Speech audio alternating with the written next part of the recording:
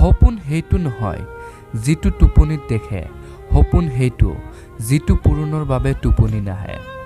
তুমি যদি তোমাৰ কামত চেলুট কৰা তেনেহ'লে কাকো চেলুট কৰিব নালাগে, আৰু যদি তুমি তোমাৰ কামত অসন্মান কৰা তেনেহ'লে সকলোকে চেলুট কৰিব লাগিব।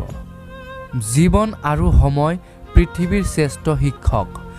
জীৱন শিকায় সময় সঠিকভাৱে ব্যৱহাৰ কৰিবলৈ, আৰু সময় শিকায় জীৱন মূল্য দিবলৈ। এটা ভাল কিতাপ 100 ভাল বন্ধুৰ সমান, কিন্তু এটা ভাল বন্ধু এটা লাইব্ৰেৰীৰ সমান। সফলতাৰ কাহিনী নপঢ়িবা, কাৰণ তাৰ পৰা অকল কাহিনীটোৱে পাবা। ব্যৰ্থতাৰ কাহিনী পঢ়িলেহে সফলতা হোৱাৰ উপায় পাবা।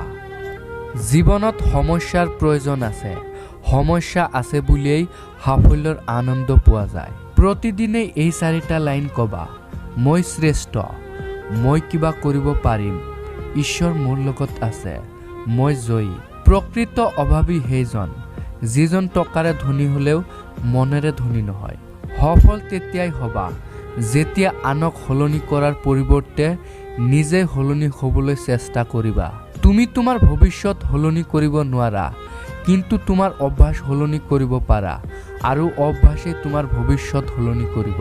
মনত ৰাখিবা, অসফলতা অনাথ হয় আৰু সফলতাৰ সম্পৰ্কীয় বহুত হয়। বিফলতা অবিহনে কোনো মানুহেও সফলতা লাভ কৰিব নোৱাৰে।